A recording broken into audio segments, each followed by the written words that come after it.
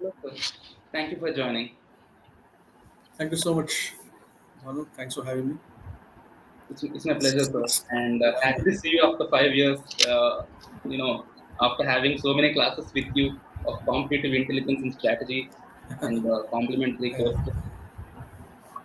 No, I think pleasure is all mine that you are still remembering me. That's a great achievement for a teacher. So I think I'm so happy to be here. Thank you Yeah, so Bhanu. much. Thank you so So much, before sir. we start, I think I want to ask you how's things going. Things I are know we are pretty in good. live. Yeah. Yeah, things are pretty good, and with the help of blessings and the efforts we have been putting in collectively over the years, I think it has been rewarding. Finally, getting to join at ESCP and also enjoy my time with family back in my village in Vijayawada, Andhra. So, and in a couple of weeks, I'll be joining ESCP in September start.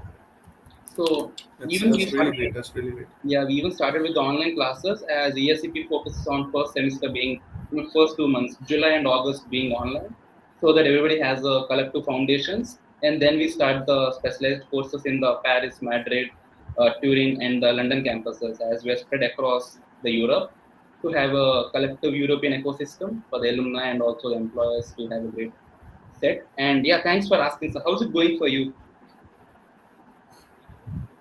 How's it going for you? Am I audible, sir? Yeah, you're audible to me, but I think there was a slight lag which happened just now.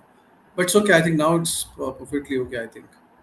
Sure, thank you, sir. And let me once check with the audience if they can hear us properly, and let me once give it a look on Yeah, LinkedIn. kindly also check whether this is going live in LinkedIn. Yes, yes,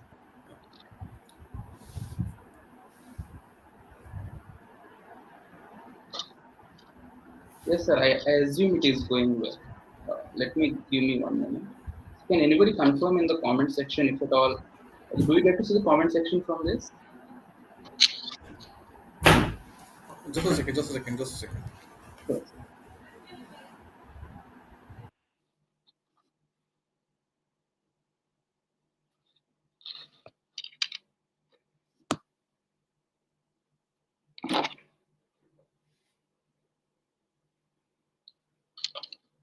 Hi, everyone. Let us just wait for a minute for Akhil sir to be back, and we'll be starting in a minute.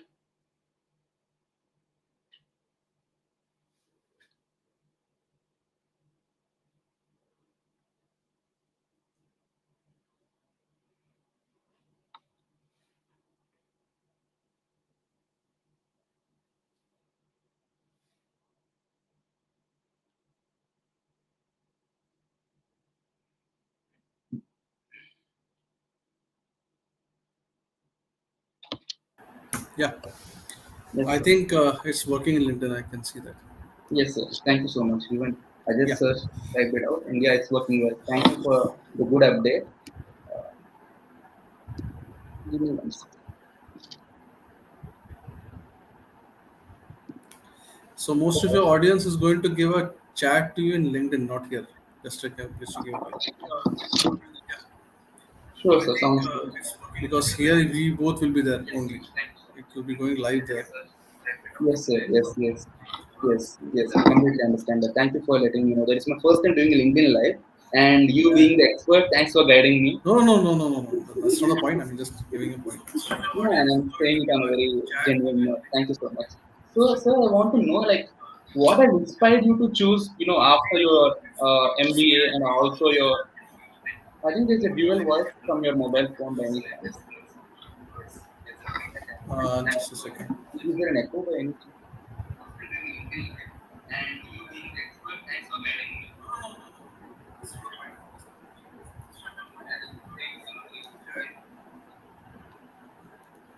Is it okay now? Yes, now it is better, sir. Now it is fantastic. Yeah. So what I was saying. So you were asking me the question that why I choose education industry. That's what the Yes, question was. yes, I mean, uh, Banu, I think you are also now mature enough that most of the things we plan and sometimes things happens. hmm, So it was both in my case. I mean, in the sense, After my MBA, which I completed, I thought to go into consultancy industry. So I did some consulting jobs for some, but then all of a sudden I in UPS, that was the time that then I was applying for PhD there, Hmm. for that matter, for aviation. That's the area, because my master's I did from IIT Delhi, and IIT Delhi said that you need to have 8 years of experience to do a PhD there.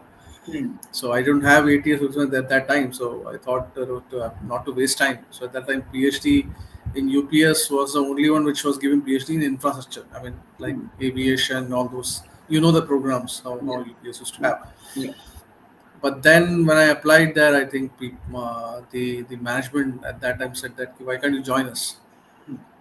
So teach as well. And to be Yeah. very frank, Banu, before that, I never thought that I will be a teacher. Not because of any reason. I was like, I never thought that this is a line which will be given to me.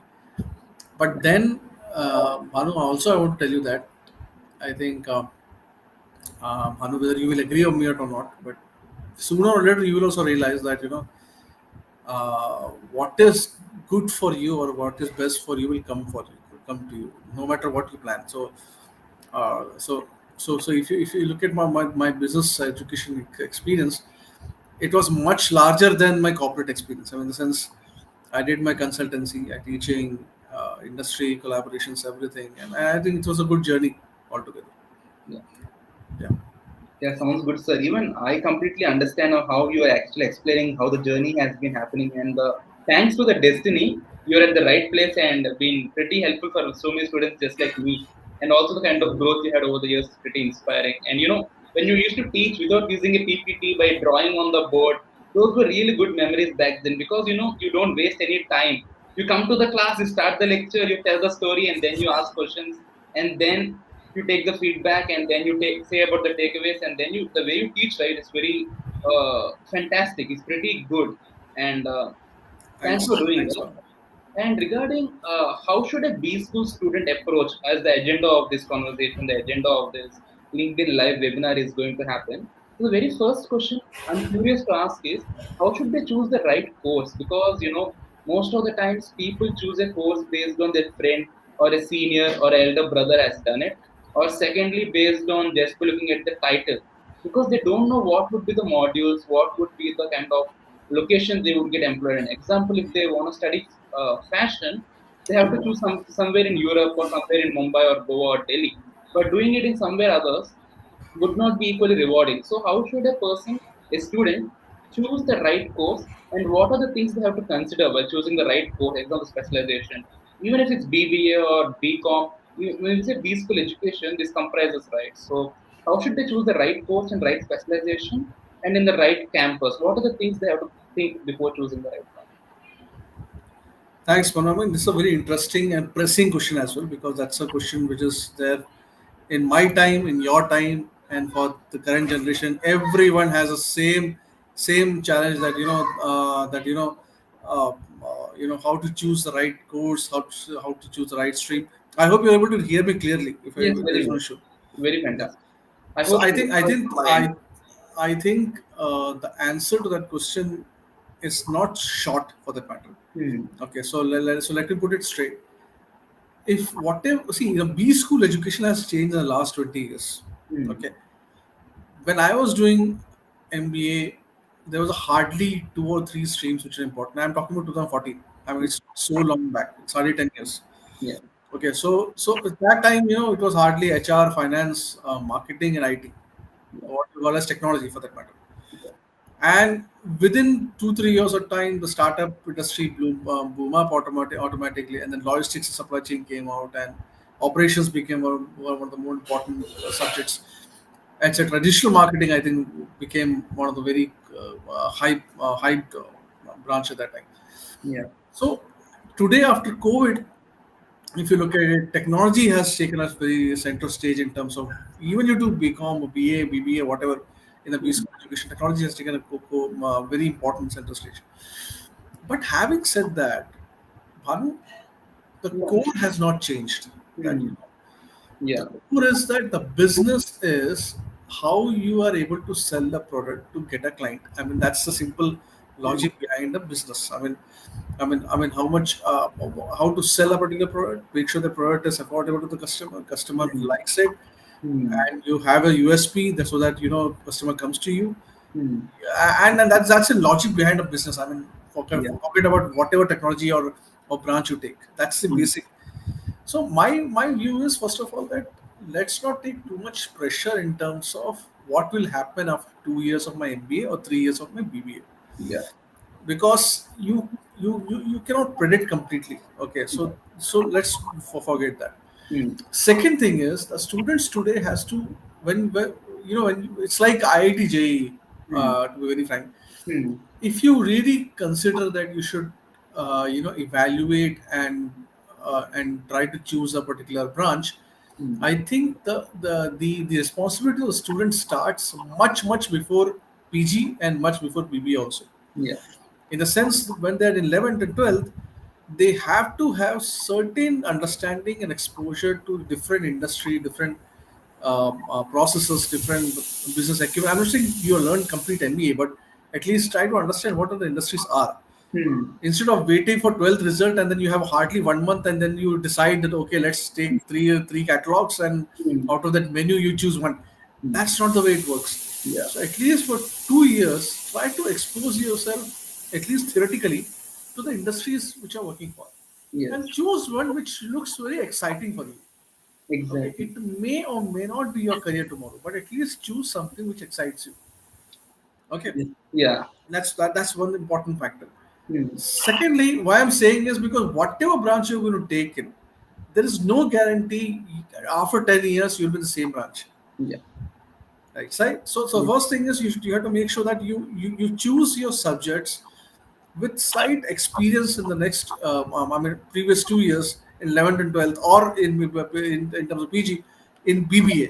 Hmm. You explore yourself in different areas. I mean, Bhanu, you are the best example. I mean, you did your Hmm. BBA, okay, and the BBA when you were second year, if I'm not wrong, Yeah. you're always constantly trying to explore different areas.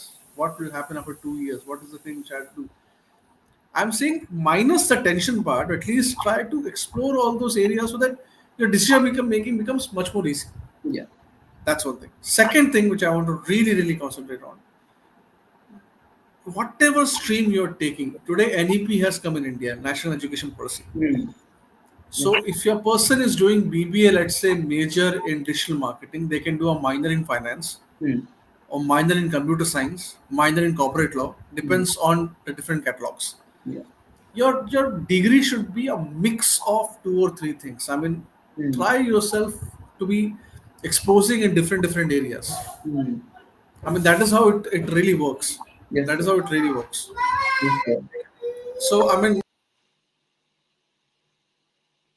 just a second. Yeah, sure. Take your time, sir.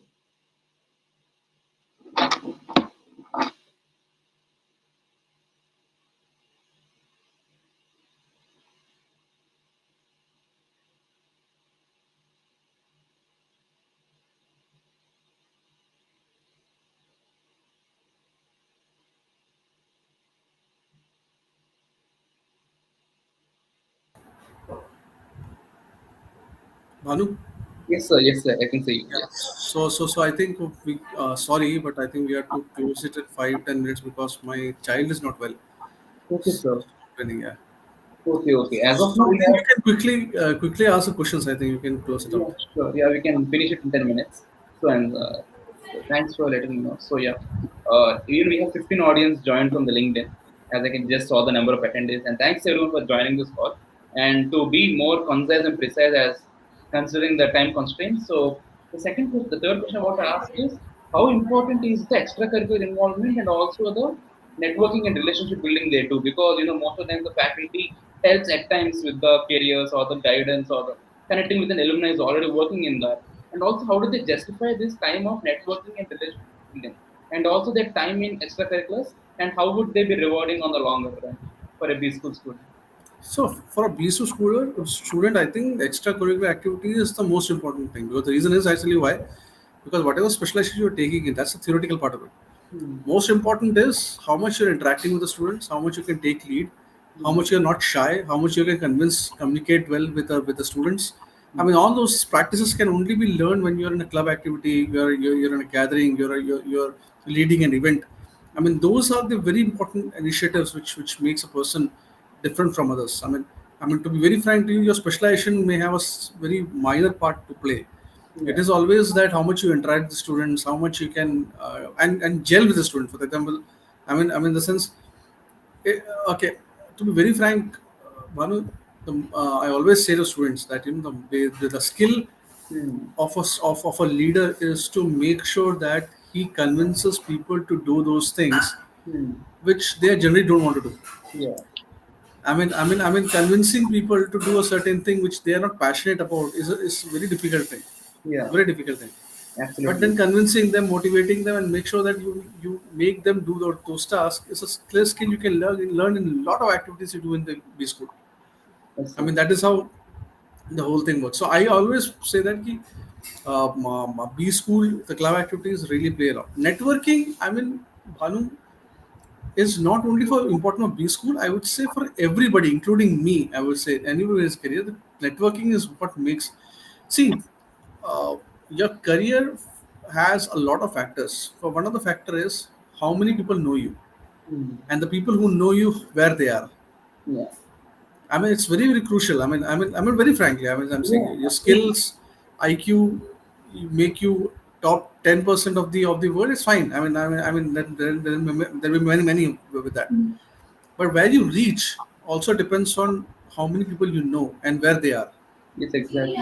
right? So Exactly because what a top B school offers. yeah, yeah. Because even if you are in Mumbai, there would be friends and employers of banks. In Delhi, it is consulting companies. In Dublin, it is technology companies. So where we are, who our friends are, as you mentioned, plays a great role.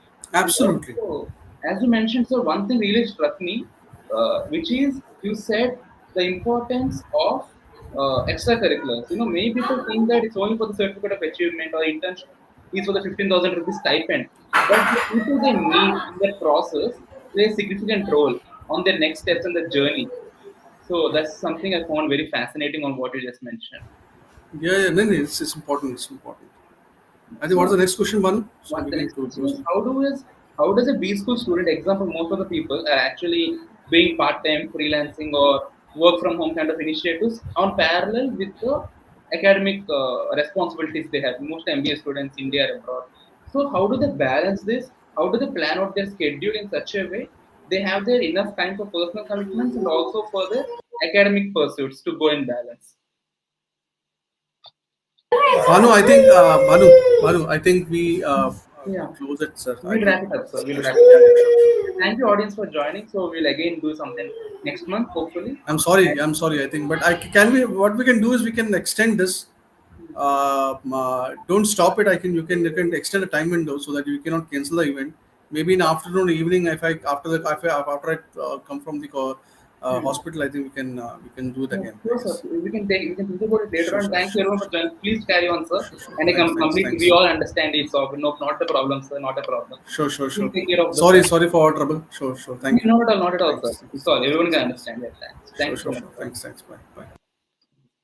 So, guys, and one more thing I want to touch base on a personal level is the importance of a study abroad semester because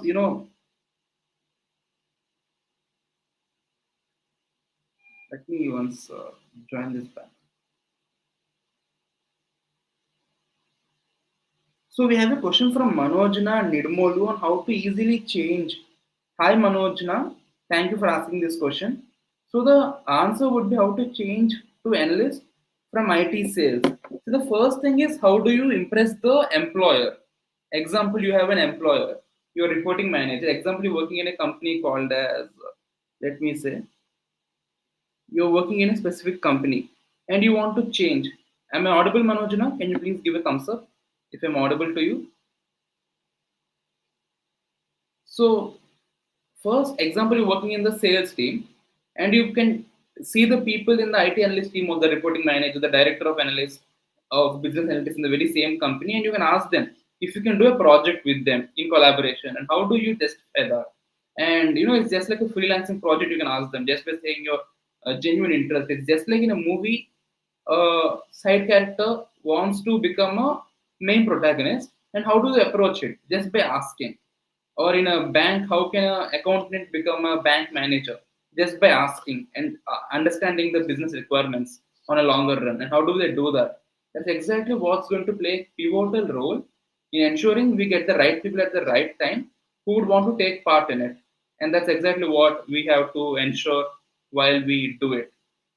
And secondly, uh, it's about learning skills like Tableau, Python, Power BI, MS Excel. Because you're currently in IT sales, where your technical expertise or exposure would be more onto tools like Salesforce or HubSpot or email, using a software like Freshcaller or Exotel, where you call or you tell and you pitch your ideas. Wherein now you have to see from an analyst perspective on how is the reports and charts and dashboards.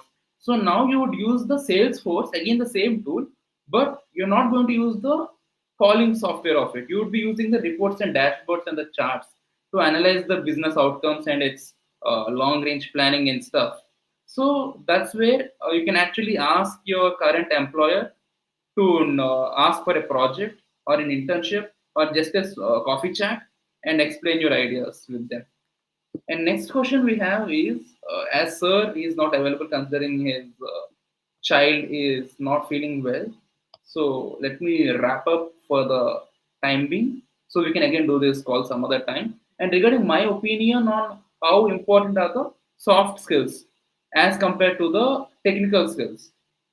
So the very first aspect we have to understand is that technical skills are coachable.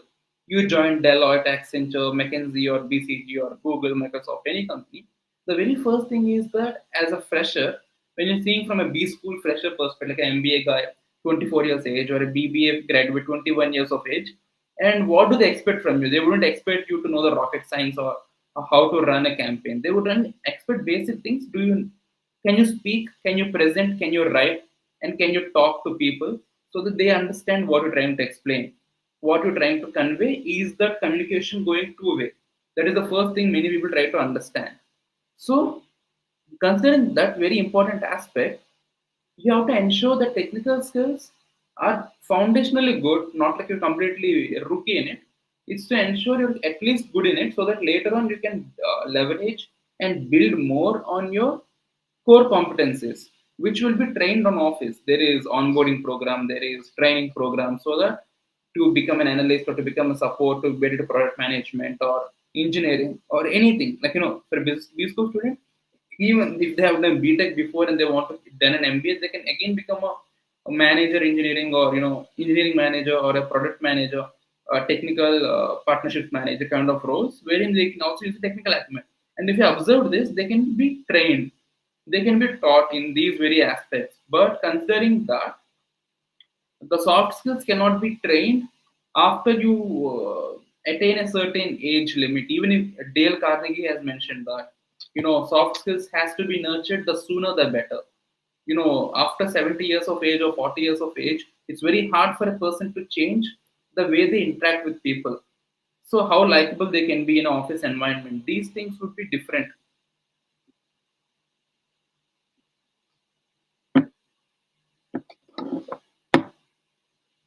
So feel free to text guys if you have any questions, so I can share my thoughts on the very same. Just like Manojana just asked a question, so we can have other questions. Uh,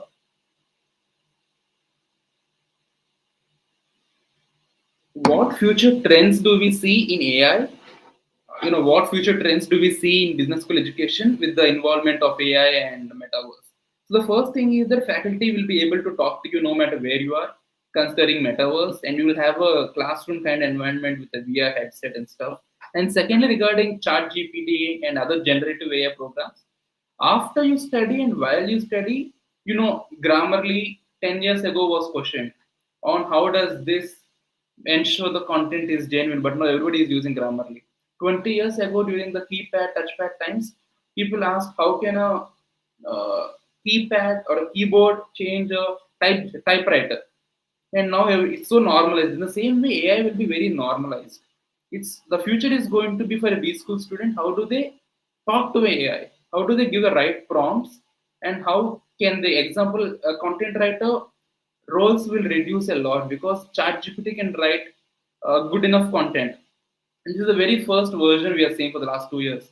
And as it evolves, ChatGPT 4, ChatGPT 5, it will be able to do a lot more things, right? Better content than what many other literary students and many other BBA marketing, MBA marketing guys will be able to do. And how do they use it as an assistant and not as a almighty? Because AI, if you start seeing it as an almighty, it will use us. We have to use AI to get our results, and that is what a B school student should be pretty particular and pretty clear about. It's about you should ask it how to write a proper content, give it the right prompt, write me an essay, write me a blog post about personalization trends, which for 2024 would also be applicable for 2025, and write the blog in such a way it is increased readability using rich vocabulary, and the target audience are marketing managers. So you're giving it enough inputs to personalize that blog as deep as possible, as relevant as possible for the target audience. So that is one thing you have to understand and consider while approaching your, while understanding and dealing with AI as a B school student and also as a graduate working later on in the run. And the last question I'm going to talk about is how important is the global exposure in study abroad programs? Example, you'd be having a 2 year MBA or a 3 year BBA, and one semester would be you'd be going for a study exchange semester. And in this study exchange semester, how do you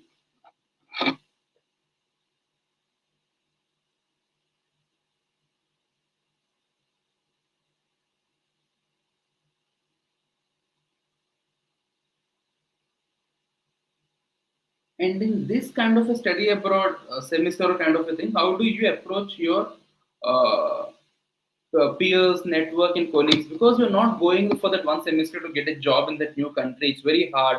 For people who are already being in that country for 3, 4 years, have a study work permit after they graduate, it's impossible to get a job. So, what instead you can do is focus more on the network, focus more. Example, 5 years down the line after you graduate, you might become a senior manager of sales or marketing or global expansion of international business markets in a complementary or relevant function. And how would you approach it in such a way that your friends in different countries, you're going for study abroad to Sydney, California, London, or Japan, Tokyo, wherever, or Paris or Madrid, how do you leverage this network?